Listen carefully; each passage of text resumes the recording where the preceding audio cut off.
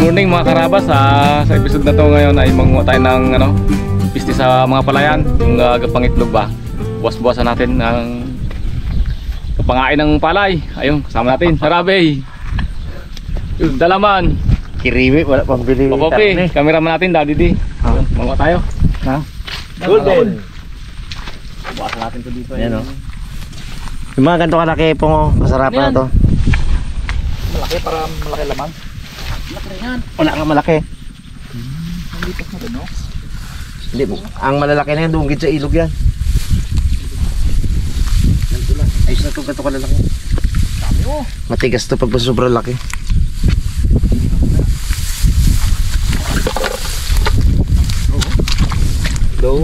Donated na rin siya. Itim na rin siya mga karabas, oh. Hindi na rin siya golden. Ano naging golden yan? Nai-black yan. Nagano na rin na nag-expire na rin siya. Ito, kadami, oh. Saan mo na nga. Ito pa, oh. Ito, kalalaki, oh. Sarap na higit, oh. Nakain pa ng palay, oh. Hindi kaliit. Nakain pa ng palay. Kinuha niyang igis sa presdaan. Naalala niya 3 araw na. Bulok na. Sayang, eh. Tama ko talaga. Pungloy. Higit man siya.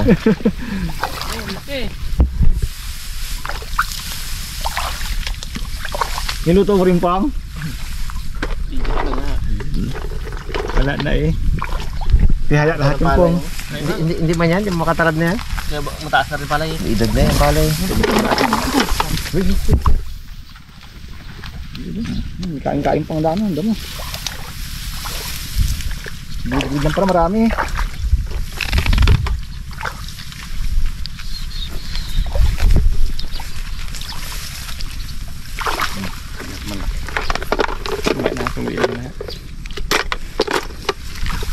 Yan, ipatikin po sa mga taga-kamuhay po. Sabi niya, dami din dito niyan. Kinakain mo yan? Dalan mo nga doon lang mapait. Yan pa kaya, hindi mo mapait yan. Ito ba ito daw? Ay, dami din sa amin. Sabi niya, baka ikaw pambigyan isang sako ng pag may usanin. Mahirap na ang buhay ngayon mga karabas dito sa amin. Kasi ang palay, pag nagbenta ka, 11 na lang. Kaya nag-iisip na kami ni Papa P ng mga bagay-bagay na yung mga hindi dati kakainin namin. Nagpapahunting na kami ng tuko. Mga karabas. Abangan nyo yan sa amin namin. Pungloy and Dalaman Extreme. Mga Kasama doon si Arabos. Kay Narabons. Marami na siyang mga ano rin. Rin pala.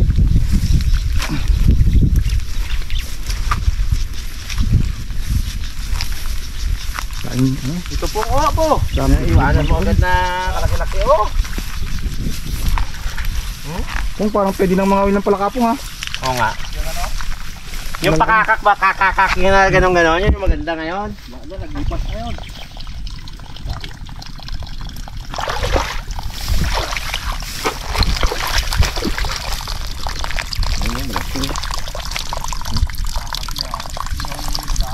Ang gahuni-huni. Isingin daw ni Ariel eh kung click din mga karabas eh. Sila Ikman ata mag-vlog doon. Sila may mga speaker na gano'n eh.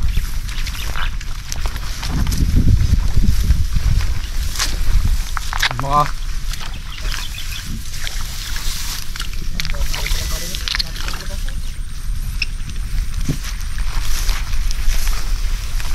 Sapa pong baka may malaki. Yan o. Isa mga kangkong.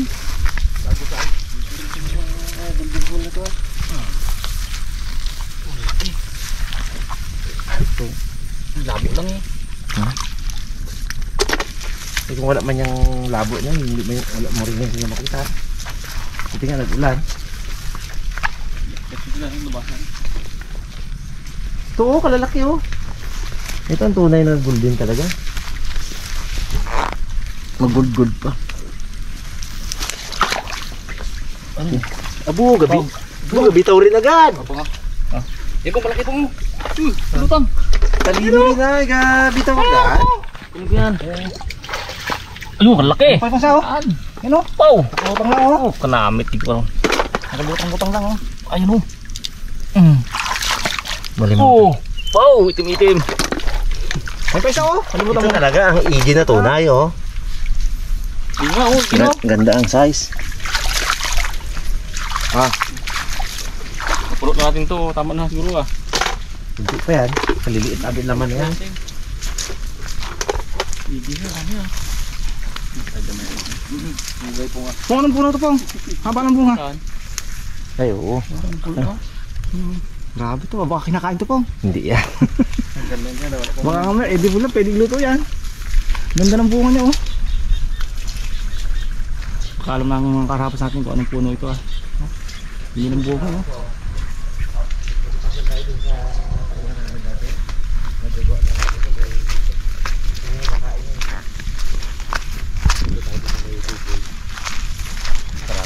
Ipakontak natin kayo. Abo, ang igi! Buka lalaki eh. Aro, pwede i-vlog to. Bukas, oh. Grabe ka naman Obo! eh. Yan ang igi. Natin. Pumalaki pa sa kuhol. Para magawa pong ibulok mo lang yan. Hmm? Tatlong araw Ito kabiyag na yun. Tatlong araw istak, Pong. Ay, kain ko ito. Kunin mo, iluto na niya no. Sama mo, pwede siguro sama yan. Parehas naman kuhol yan. Sama natin ah. Mga karabas, oh. Hindi, bukod ko itong akin. Iwi ko to. Lagay mo lang rin dito eh. Wag. Pumili rin mo ya. Wag na, magkakatrabaho ka pa. Dubli trabaho pa. Ikukunti. Plastic mo, Pong. May plastic ka dyan sa bag, diba? Hindi ko lang kung Kadami-dami. Itong tunay na igi, oh. Oh. Apo! Yan talaga. Mga pahaba. Ito, igin to. Po, igin po ah. Igi yan. Igi yan. Ito, plastic po. Igit Wala lang kung meron. Igit. Ba yata. Doon tayo nagpunta sa may inyo doon. Dito pala ang may igi. Wala. Ngayon lang to nagpunta dito, Brad. Wala. Yung isang taon wala to dito, no? Plastic. Oo, mga karapas, oh. Kalalaki, oh. Yung kititubong daw, anak-anak lang yan, eh. Oh. Oh, igi, oh. Di ba, Dads? Yan yung tunay na, Dads, ha? Yan sa Bulacan, oh. Yan, oh. Sa aming tawag ang papa. Oh, susumpapa. Sa mga ano kami kumuha rin, sa mga palayan. Dami sa palayan yan, eh. Hmm. Dakarong, Pong. Ang buhay, Pong. Dala nga. Ha, Raya? Higit lang. Ano pa, kulang yan. Wala to. Kulang yan. Kaya kinuha yung laman yan, palit-konti lang yan. Pag napuno mo siguro ng tubig yan, Pong. Oo, Malalaki pa, oh.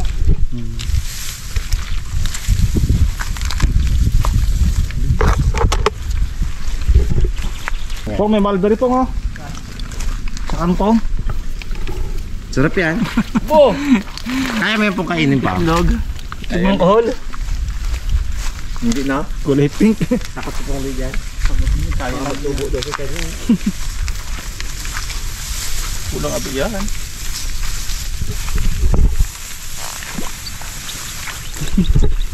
Ginagasak po yung palay nyo. Hindi na, magkatayo na rin yan. Ha? Wala? Dala?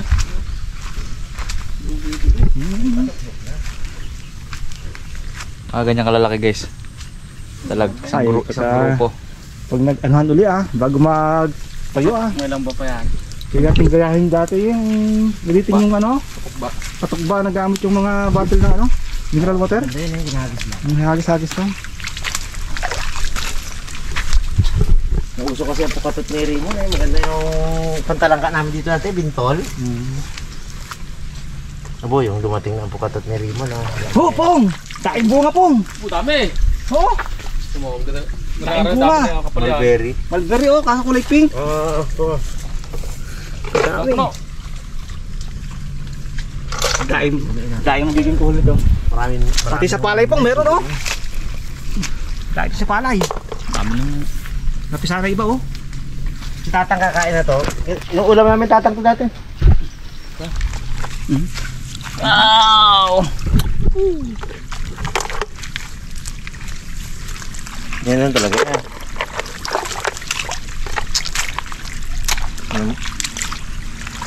Hindi rin nila gusto makaperwisyo yan sila, eh. Siyempre, pagkain talaga na, malay baga nila na pala yan, di ba? Saan? Good. Ay, katapang ang daga ngayon. Delikado tong kay tita na ito pag nagbuntis. Yeah, yan ang taas. Ay, bugad. Dito mo mukha niya nga, Toro. Tama? Hindi ko nakita yung daga. Sa Yan daga. ang mata niya, dito. Ha? Yan ang mata. Ay, ayun. Hi. Haba natin baka maabot. Diyan na naman tayo. Grabe yung daga oh. Huwag na. Dito. Yun oh. Ipa-hantay natin kilit man. Boy, may ang siguro pa ko na. May tungkol siguro. Pugo dyan eh. May doon na mata mo pa nga. Itong may daga na yun. Parang pugad, ibon.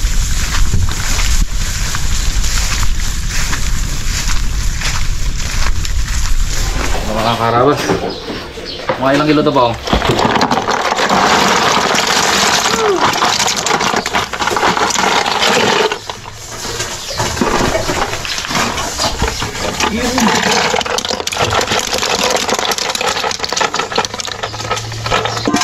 Nilalaga daw muna guys para madaling kunin kasi pwede rin naman ito pag ganito, pabasagin. Maganda yung malaga daw muna siya. Sabi oh.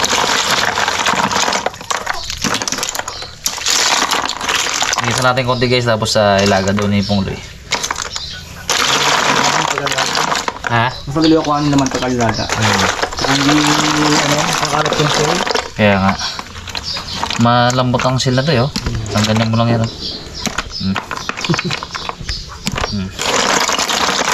Laga natin. Ito natin yung tubig.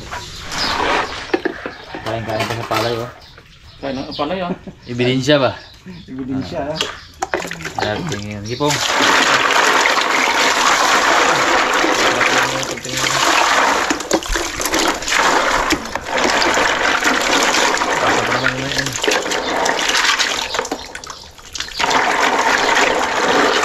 Ganyan po. Okay na. Wala na eh. Tatanggalin pa naman natin sa laman to guys.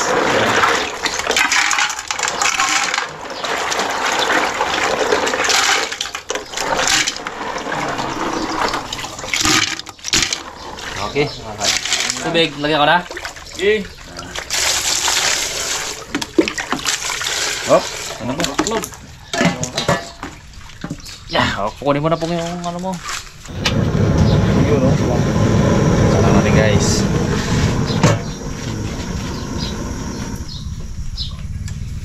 Pukok lang natin para sakto sa pagbalik ni Pungloy. Dami rin yan. Ayun. Dami yan. Iwa-iwa na tayo ng mga ingredients natin mga karabas habang nagkuha si Pungloy ng dugo ng baboy. Pasintabay po sa mga kaibigan natin hindi kumakain ng dugo at mga Muslims. Talagang nakita ko lang ang recipe na to din sa TikTok. Kaya nagkaroon ako ng idea. Shoutout kay Kuya Kuya Roxy ng tawag dito ng Nueva Vizcaya. Sarap pang hiwa. Hindi tayo nahirapan. Yung si Pungloy din, meron din siyang ganito. May pa-shoutout si Eddie Short, Mark Dave Orpia, Bon Bumanlag Prama, Kalihi, Bali, Honolulu, Hawaii. Yan, mga solid subscriber to mga karabas. Shoutout po sa inyo. Shoutout po sa inyo. Mahirap na ang buhay dito sa amin. Kay kamahal-mahal ng abono mga karabas. Tapos ang palay sobrang mura. 11 na lang daw ang palay. Grabe naman. Kamahal-mahal ang abono. Mahal ang lason. Uy. Karabas. Ano? Tingin mo. Hindi na yan. Ito guys. Tanggalin pa naman natin yan eh. Tanggalin yung shell. Para ligin muna. Ayos ah.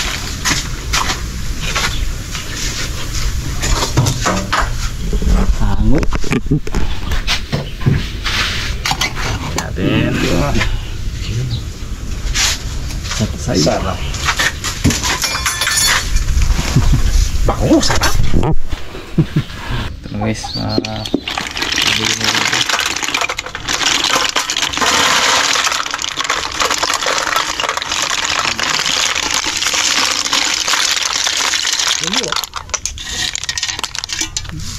Yo, si Pungloy. Ayos. Bako no? Galing pa nga. Ayan o. Itong kukunin natin dyan, yung tigas lang. Yan. Yung mga putik-putik na hindi na yung kasali. Maganda nga itong malalaki talaga eh. Para marami sa laman. Yan o. Init pa. Ayun o. Itlog siya. Tanggalin mo ito, Beo. Ito, yan. Ayun, matigas. Yan. Yan lang matitira dyan. Pinaulo lang talaga.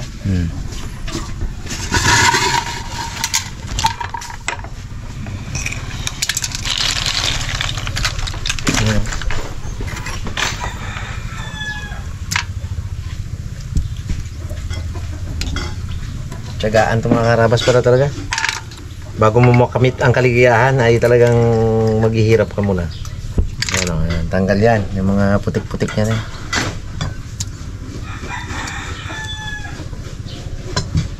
Yan. Isipin mo, 1, 2, 3, 4, 5, 6, 7, 8. Ganyan lang karami. Maganda pa na po, sinaluhan natin to ng ano eh. Karne. Ano? Kaso baka din ng lasa suso yan.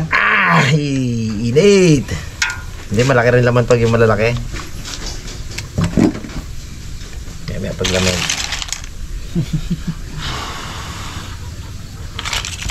Wala masyadong itlog, hindi ka tulog igi. Kanyang kalalaking mga igi, grabe na ang itlog eh. May lalaki kasi ito, may babae. Yung igi parang babae yata na.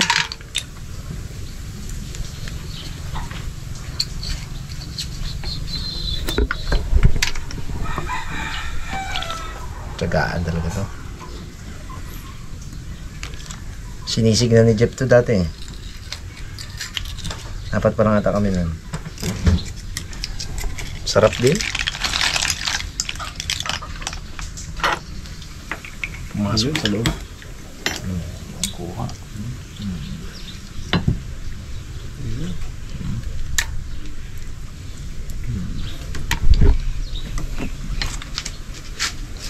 Kaipon din, parang talaba.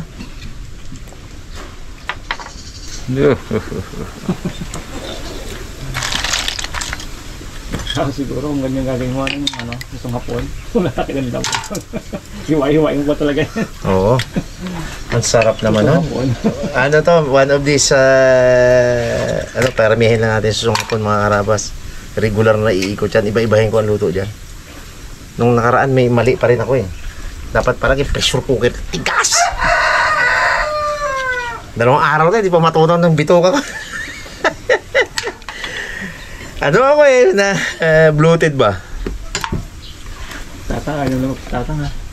Ayaw na magkwento ha. Hindi lumalapit dito oh. Ay, takot sa kulit ko. Nakatingin lang kanina eh. Takot sa butang! Hindi na daw kayang tunamin ng Hindi na to kaya niya. Kwento ka lang!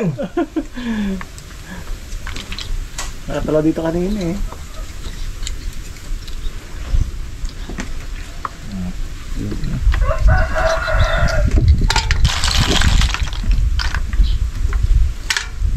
Special to eh. Sa mga itulyokin sa Manila, may mga ganito eh. Sa mga Chinese restaurant. Chinese restaurant. Specialty pang iba yan eh. Gataan. Tapos dito eh, nahaya-hayaan lang na nakakapamerwisyo. Hindi kainin natin yan. Pag bantang huli, natutunan ng tao dito yan eh. Hindi na tayo mag-i-spray kasi baka yung susunod na yan, maging endangered species pa yan eh. Pag lahat ng pamilya kumain yan, no? Hindi na tayo magagasusan na... At saka ang maganda pa, babalik ang ating mga isda sa sapa, mga karabas. Sa totoo lang, kaya walang isda sa sapa, yung pinag-i-spray dito, pag punta sa sapa, nung patay ang isda, pati isda patay sa pang-spray na to, ang ganito. Pareha sila na, unlike sa mga pang-spray ng uhod, yung siyempre hamog-hamog lang naman sa palay yan, hindi ba matay ang isda sa palay? Ay, pero pag pang-kuho lang in-spray, patay talaga. Kahit na kalit-liit ang isda. Tapos pag natangay pa ng agos papuntang sapa, pati yung isda sa sapa, patay.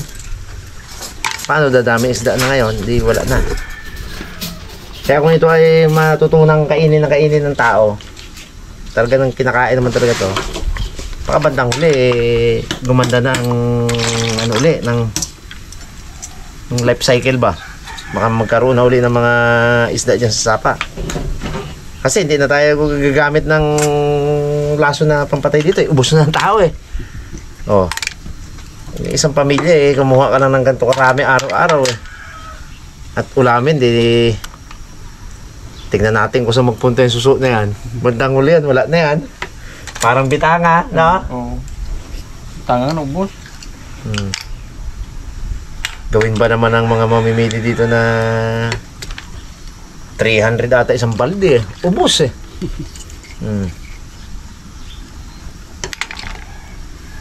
Dati kasi walang market dyan yung bitanga, kaya ang dami-dami yan dati kung saan ka lang magpunta dyan. Dami ngayon mga karabas, wala. Napakamahal ng bitanga ngayon. Natutunan na rin na dayuhin dito ng mga ano, ng mga mamimili. May nagbabiyahe na eh, nag-click naman. May gustong-gusto sa ano eh, kabila, Metro Manila. Masarap naman kasi ito ng bitanga. Ayun, naging endangered species lang yan. Makakita ka na lang ngayon sa mga palaisdaan. Dito yan, palipit. Yung pilipit na suso. Oo, ang bihira. Ano kasi dito, Dads? Ang ilog namin kasi dito tabang.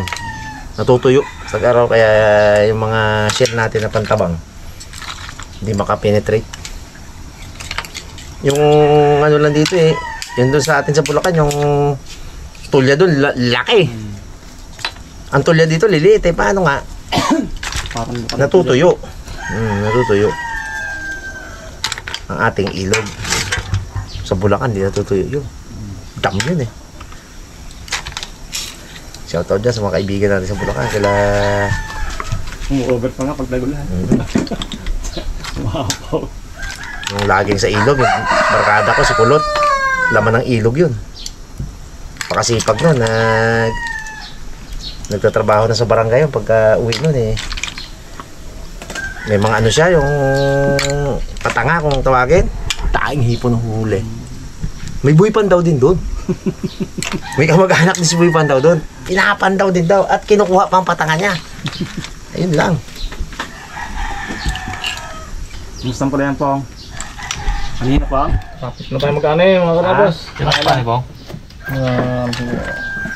Mahilig na ba po, di ba? Mas sunod ng buwan, mga 5. 5. Mauna ka, no? Mauna kayo. Mauna ka? Oo na kasi yun. Dati magad pakuan po. Takot din siya. Pag ulan pa po. Lagi, yung bunga ng pakuan kalutang sa pa. Utang na. Baka maula pa sa tigpapawa yung bunga mo po nga.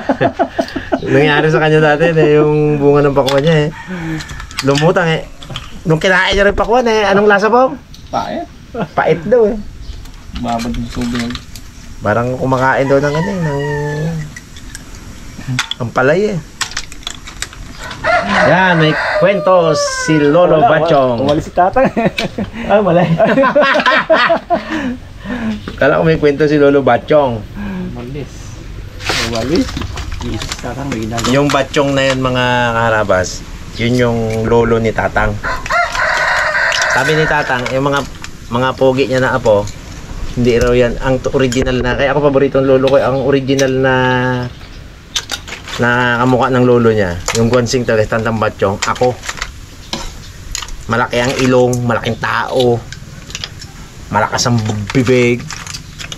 Yun, ako daw talaga kamukha na yun. Paborito ko lolo ko na yun. Yung iba na yan, nalahian na lang yan, ng mga pogi, nalahian na lang ng Tisay kasi yung nanay ni Lolo Jose naman. Tisay. Si Tandang Bachong, yung lolo ni Tatang, yun ang kahawig ko talaga. Sinlaki ko rin daw yun. Ganyan-ganyan eh, kamukhang Tandang Bachong eh. Ay, ito rin, paborito ako. Ito yung magaluwa si Lolo sa Bulacan, ako kasama.